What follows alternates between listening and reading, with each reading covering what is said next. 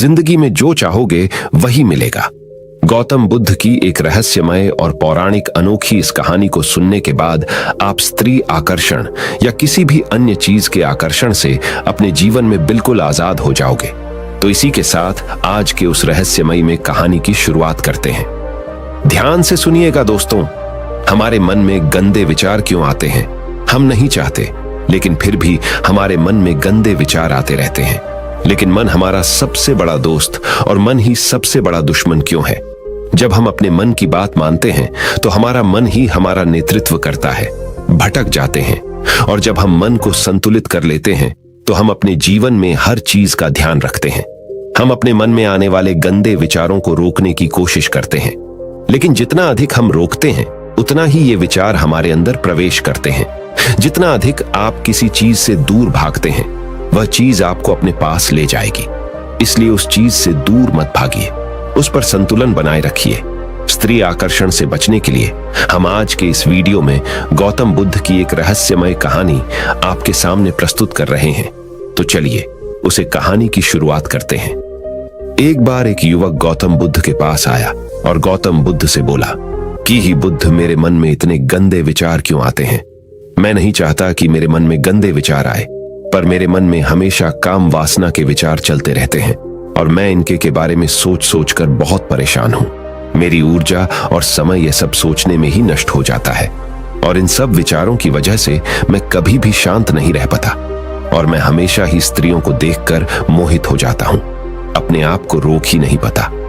बुद्ध मुस्कुराए और उन्होंने उस युवक से पूछा, क्या तुम्हें पता है ये काम वासना होती क्या है? फिर लड़के ने उत्तर दिया और कहा, हे बुद्ध, मैं यह तो नहीं जानता कि काम वासना होती क्या है, पर हां, ये जो भी है बहुत बुरी चीज है। फिर बुद्ध ने उसे युवक से कहा कि सबसे पहले तो तुम्हें यह समझना है कि प्राकृतिक रूप से जो भी चीज हमारे अंदर है वह बुरी नहीं है। हमारे जीवन में उसकी कुछ ना कुछ जरूरत है। वासना कोई बुरी बात नहीं है। यह तो हमारे मन की एक भावना है जो हमें किसी ना किसी चीज की कमी का एहसास करवाती है, और फिर हम उस चीज को पाने के लिए उस चीज की तरफ आकर्षित हो जाते हैं। जैसे अगर तुम्हारे पास धन की कमी है तो तुम में धन पाने की वासना उत्पन्न हो जाएगी। तो वासना कुछ और नहीं, बस एक प्रकार की कमी है जो कि एक प्रकार की जरूरत का एहसास है, और जब ये जरूरत शारीरिक हो तो हम इसे काम वासना कह देते हैं। युवक ने गौतम बुद्ध को कहा कि बुद्ध, मुझे काम वासना का मतलब तो समझ में आ गया, पर आप मुझे यह बताइए कि यह आती कहां से है और कैसे आती है? यह गौतम बुद्ध ने कहा कि काम वासना कहीं से आती नहीं है, ये तो हमारे अंदर ही होती है, और इसका होना तो जरूरी भी है, तभी तो मानव जाति का विस्तार होगा। युवक ने कहा, जब यह हमारे अंदर ही है और जरूरी भी है तो फिर लोग इसे गलत क्यों बोलते हैं? काम वासना गलत नहीं है, बल्कि काम वासना का गलत तरीके से प्रयोग करना गलत बात है। लोग जिससे प्रेम करते हैं बस उसी के लिए जीने लग जाते हैं, उसे पाना ही अपना लक्ष्य बना लेते हैं और उसी के बारे में हमेशा सोचते रहते हैं, पर यह सब गलत है। बुद्ध ने युवक से कहा, क्या तुम्हें पता है जानवरों में भी काम वासना होती है? युवक ने उत्तर दिया, हाँ बुद्ध, जानवरों में भी काम वासना होती है, क्योंकि जानवर भी तो आखिर अपनी पीढ़ी को आगे बढ़ाएंगे। बुद्ध ने कहा, तो फिर हम जानवरों की काम वासना को गलत क्यों नहीं कहते? युवक ने कहा, मुझे नहीं पता महात्मा, आप ही मुझे बताइए। गौतम बुद्ध ने कहा कि जानवर अपनी काम वासना का प्रयोग आनंद प्राप्ति के लिए नहीं करते, वह तो सिर्फ संतान उत्पन्न करने के लिए काम वासना का उपयोग करते हैं। जानवरों को प्रकृति ने इतनी समझ नहीं दी कि वह काम वासना को अपने सुख का आधार बना सके, जबकि मनुष्य अपनी समझ के बलबूते पर प्रकृति में पाई जाने वाली प्रत्येक वस्तु को अपने सुख के लिए अपने प्रयोग करता है। हम इंसानों ने ही काम वासना को अपने सुख का साधन बना लिया है, जबकि प्रकृति ने तो हमें अपने वंश को आगे बढ़ाने के लिए दिया था। लेकिन इंसानों ने इसे अपने जीवन का परम लक्ष्य बना रखा है, और इस तरह से काम वासना का बेलगाम हो जाना गलत है। युवक ने पूछा, महात्मा जी, ये काम वासना हम पर हावी क्यों होती है? क्यों यह बेलगाम हो जाते हैं? तब गौतम बुद्ध ने कहा कि सुनो, अब जो मैं तुम्हें बताऊंगा उसे तुम ध्यानपूर्वक सुनना। काम वासना का सारा खेल तुम्हें समझ आ जाएगा, तुम्हें तुम्हारे सारे सवालों का जवाब मिल जाएगा, बस तुम्हें ध्यान से सुनकर समझना है। फिर गौतम बुद्ध युवक को बताना शुरू करते हैं एक बार की बात है, एक आश्रम में गुरु और उनके शिष्य रहा करते थे, जिससे रोजाना आश्रम के बाहर स्थित गांव में भिक्षा लेने के लिए जाते थे। उसी आश्रम का एक शिष्य जिस गांव में भिक्षा लेने जाता था, उसे रास्ते में एक नदी पड़ती थी, जिससे रोज उसी रास्ते से भिक्षा लेने जाता था। एक दिन उसने देखा कि एक लड़का पेड़ के पीछे छिपा है। वह उस लड़के के पास गया और उससे जाकर बोला, भाई, तुम इस पेड़ के पीछे छिपकर क्या देख रहे हो? लड़के ने कहा, अरे तुझे नहीं दिख रहा क्या कि मैं क्या देख रहा हूं? तब शिष्य ने नदी की तरफ देखा तो वहां पर कुछ लड़कियां पानी भर रही थी। वो लड़कियां 14-15 साल की होगी। तब शिष्य ने उसे लड़के से कहा, अरे भाई, वहां पर तो लड़कियां पानी भर रही है, इसमें छिपकर देखने वाली क्या बात है? तब वो लड़का शिष्य की तरफ देखकर उससे कहता है, अरे पागल, तुम्हें दिखाई नहीं दे रहा? ये परी कैसे नदी से पानी ला रही है? जरा उनकी अदाओं को तो देखो, उनके कोमल शरीर को देखो। उनकी पतली कमर मटके को उठाते समय बल खाती है और उनके बाल उनकी कमर पर कैसे लहरा रहे हैं, मानो सुंदरता बिखरी पड़ी हो। उसने फिर से नदी के किनारे देखा और इस बार वह नदी के किनारे देखता रहा। अब कुछ भी दिखाई नहीं दे रहा था और वह बिल्कुल निडर था। उसे किसी भी चीज का कोई डर नहीं था, लेकिन अब वो छिपने लगा और उन लड़कियों को देखने लगा जैसे उसने कोई अपराध कर दिया हो। और जब वो छिपकर उन लड़कियों को देख रहा था, तभी वो अचानक अंदर से कौंप गया और उसने कहा कि ये मैं क्या कर रहा हूं? मैं जो कर रहा हूं वो सही नहीं है, मुझे यहां से चले जाना चाहिए। और फिर वह जल्दी से वहां से चला गया। वो आश्रम पहुंच जाता है। आश्रम जाकर वो अपने कार्यों में लग गया, लेकिन जो अभी वह देख कर आया था वही उसकी आंखों के सामने बार बार आ रहा था। उसके मन में वही दृश्य चल रहा था। उसका दिमाग सब कुछ देखने के लिए संघर्ष कर रहा था। उसका किसी भी काम में मन नहीं लग रहा था। सुबह होते ही वह रोज जल्दी ही भिक्षा के लिए आश्रम से निकल जाता और उस नदी के पास वाले पेड़ के पास जाता, जहां पर वह लड़का पहले से मौजूद रहता था। उसके साथ मिलकर लड़कियों को छुप छुप कर देखता था। अब वह ऐसा रोज करने लग गया। यह उसके रोज का काम हो गया। अब उस शिष्य का मन किसी भी काम में नहीं लगता था। वो हमेशा ही किसी न किसी प्रकार के विचार में उलझा रहता। वो आश्रम के कार्यों को भी ठीक ढंग से नहीं कर पा रहा था। ना वो ठीक से सो पाता था, ना वो ठीक से खाना खा पाता था। उसका मन बेचैन सा रहता था। उसका मन बार बार उन लड़कियों की खूबसूरती देखने को मचलता था। जब गुरु भिक्षा दे रहे थे, तब भी उनका मन किन्हीं अन्य विचारों में खोया हुआ था। गुरु ने अपने शिष्य की इन हरकतों को भांप लिया था। फिर एक दिन गुरु ने शिष्य को अपने पास बुलाया और कहा कि आज से मैं भी तुम्हारे साथ भिक्षा मांगने चलूंगा। आप और मैं एक साथ भिक्षा मांगने जाएंगे। तभी शिष्य गुरु को मना करते हुए बोला, नहीं गुरुदेव, आप परेशान क्यों हो रहे हो? मैं अकेला ही ठीक से भिक्षा मांग सकता हूं। गुरु ने शिष्य से कहा कि ठीक है, तुम अकेले ही भिक्षा मांगने जाओ, जिससे वह तुरंत भिक्षा मांगने निकल पड़ा। सभी लोग उसे देखने के लिए उसके पीछे पीछे चलने लगे। थोड़ी दूर जाने पर गुरु ने देखा कि उनका शिष्य एक अपराधी की तरह एक लड़के के साथ पेड़ के पीछे छिपा हुआ है और छिपकर कुछ देख रहा है। गुरु भी अपने शिष्य के पीछे जाकर खड़े हो गए। उसका शिष्य क्या देख रहा है, जिसे देखने के लिए वह एक अपराधी की तरह पेड़ के पीछे छिपा हुआ है? गुरु ने देखा कि उसका शिष्य पेड़ के पीछे छिपकर नदी से पानी ले रही लड़कियों को देख रहा है। तब गुरु ने शिष्य से कहा, क्या देख रहे हो? अपने मालिक की आवाज सुनकर वह डर गया और उसके पसीने छूटने लगे। वह ऐसे कांपने लगा जैसे उसने किसी चोर को चोरी करते समय पकड़ लिया हो। उसी से उसकी हालत खराब हो गई। वो कुछ भी नहीं बोल पा रहा था। दूसरा लड़का जो शिष्य के साथ था वहां से भाग गया। उसके मुंह से कुछ टूटे फूटे शब्द ही बाहर निकल रहे थे। वो अपने गुरु से नजर भी नहीं मिला पा रहा था। गुरु ने शिष्य की तरफ देखा और कहा कि मेरा शिष्य तो निर्भय था, उसे तो किसी भी चीज का डर नहीं था, लेकिन ये क्या, तुम तो भय के मारे कांप रहे हो। शिष्य ने गुरु से कहा कि मुझे माफ कर दो गुरुदेव, मेरा इसमें कोई दोष नहीं है।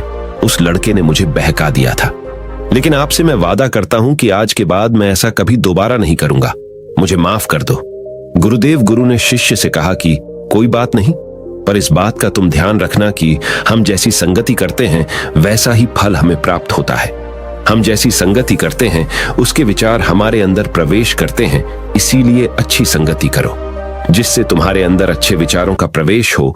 फिर गुरु और शिष्य आश्रम लौट आए और फिर से शिष्य आश्रम के कार्यों पर ध्यान देने लगा। उसने उस रास्ते को छोड़ दिया और दूसरे रास्ते से जाने लगा।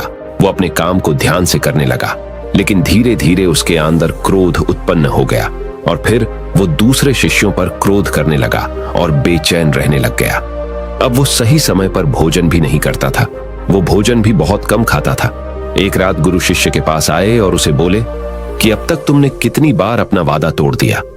यह सुनकर शिष्य अपने गुरु के चरणों में गिर गया और रोने लगा। रोते रोते ही उसने गुरु से कहा कि गुरुदेव, मैं कई बार अपना वादा तोड़ चुका हूं। फिर मैं वादा करता हूं, लेकिन हर बार जब मैं वादा तोड़ देता हूं तो मेरा मन मेरे वश में नहीं रहता।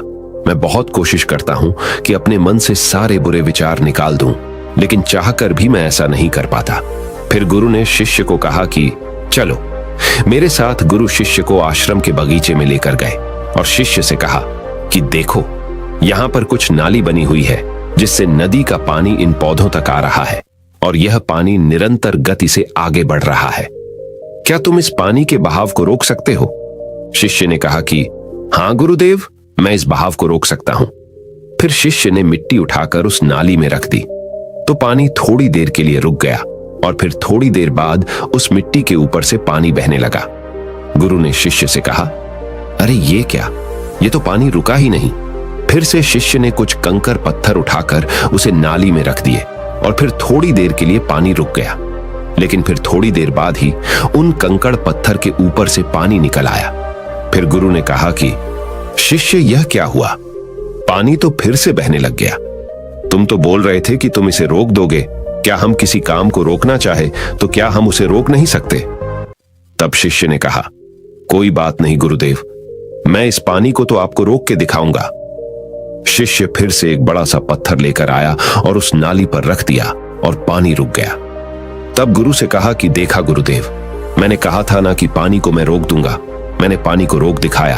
आपकी बात मैंने पूरी कर दी। गुरु मुस्कुराए और बोले, अच्छा, जरा ध्यान से देखो, पानी रुक गया क्या? वो तो पीछे की नाली तोड़कर बाहर निकल गया और अगल बगल से बह रहा है। और ध्यान से देखो, इस पत्थर के आगे भी आ गया और ये पानी अपना रास्ता बदलकर फिर से आगे की तरफ जाएगा। और फिर थोड़ी देर बाद ऐसा ही हुआ। फिर गुरु ने शिष्य को समझाया कि तुम्हारे साथ भी तो ऐसा ही चल रहा है। तुम बार बार प्रयास कर रहे हो, बड़े से बड़ा प्रयास कर रहे हो, पर हर बार तुम्हारा प्रयास टूट रहा है और यह हमेशा टूटता ही रहेगा। तुम कितना भी बड़ा पत्थर रख लो, लेकिन पानी तो अपना रास्ता बना ही लेगा। यह सब देखकर शिष्य ने गुरु से कहा कि हे गुरुदेव, क्या कोई तरीका नहीं है जिससे मैं गंदे विचारों से बाहर निकल सकूं और यह मेरे मन में आए ही ना? गुरु शिष्य को एक नदी के पास ले गए जहां से उसके बगीचे में पानी जा रहा था। गुरु ने शिष्य से कहा, वो पानी इसी नदी से जा रहा है। अगर हम यहीं से उस रास्ते को बंद कर दें जहां से पानी बगीचे में जा रहा है, तब क्या हम पानी को रोक नहीं सकते? शिष्य ने कहा कि हां गुरुदेव, अवश्य ऐसा हो सकता है। मैं इस पानी को यहीं से बंद कर देता हूं, तब आगे की नाली में पानी जाएगा ही नहीं और फिर बगीचे में पानी जाएगा ही नहीं। फिर शिष्य नदी से जाने वाले रास्ते को बहुत मेहनत करके पत्थर और मिट्टी डालकर बंद कर दिया और गुरु से कहा कि गुरुदेव, मैंने पानी को बंद कर दिया है, अब यह पानी बगीचे में जाएगा ही नहीं। तब गुरु ने कहा, शिष्य से अगर पानी बगीचे में नहीं जाएगा तो पेड़ पौधों को पानी कहां से मिलेगा? उन पेड़ पौधों को तो पानी की आवश्यकता है और उन पेड़ पौधों में कुछ पेड़ पौधे तो ऐसे हैं जिनको रोज पानी की आवश्यकता है। वह तो मुरझाकर मर ही जाएंगे, उनका क्या होगा? पानी तो हमें खोलना ही होगा।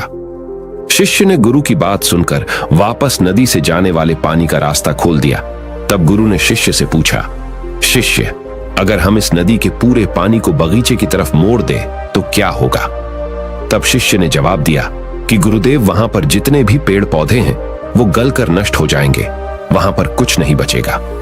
फिर गुरु मुस्कुराए और बोले, तुम इस बात को समझो कि हमें किसी भी चीज को रोकना नहीं है, बस हमें हमेशा संतुलन बनाए रखना है।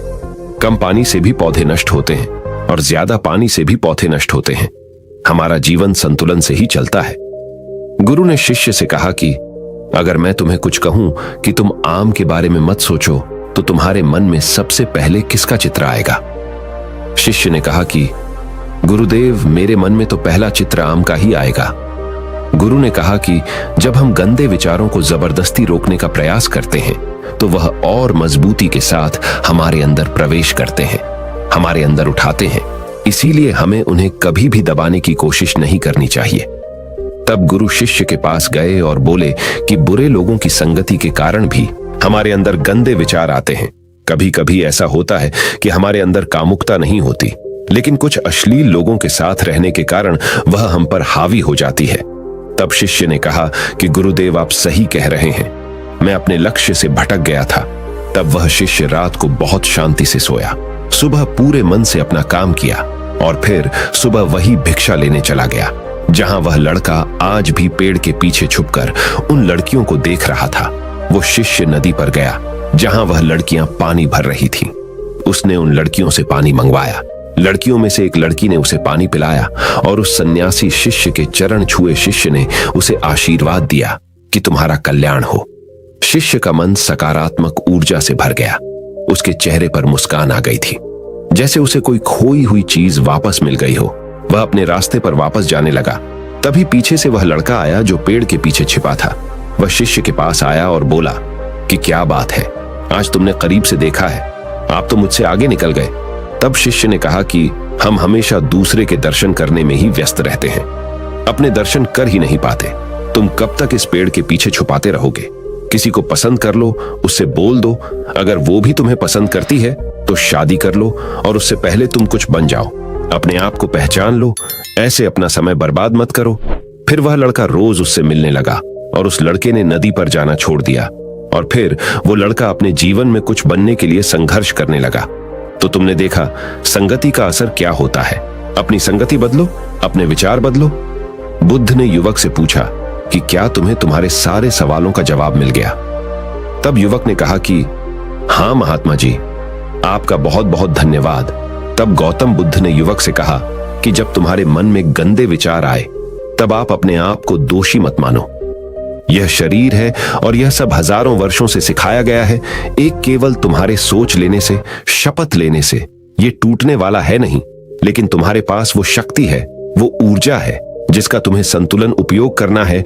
तुम एक जीवित ऊर्जा हो जो कुछ भी अनुभव करने के लिए स्वतंत्र है, जो निर्माण करने के लिए स्वतंत्र है। इसीलिए तुम अपने आप को पहचानो। यह बोलकर गौतम बुद्ध मौन हो गए और वो युवक वहां से चला गया। इसलिए अपनी जिंदगी में हर चीज को लिमिट में रखने की कोशिश कीजिए, क्योंकि हर चीज को संयम से करने में ही आप उस चीज का पूर्णता आनंद ले सकते हैं और अपनी जिंदगी को बिना टेंशन के साथ और खुशियों से जियो। और अगर आपको इस वीडियो से कुछ सीखने को मिला हो तो इस वीडियो को अपने दोस्तों के साथ जितना हो सके उतना शेयर कीजिए और हमारे चैनल को सब्सक्राइब कीजिए और इस वीडियो को एक लाइक कीजिए। आपका वीडियो देखने के लिए दिल से बहुत बहुत धन्यवाद बोलो। नमो बुद्धाय।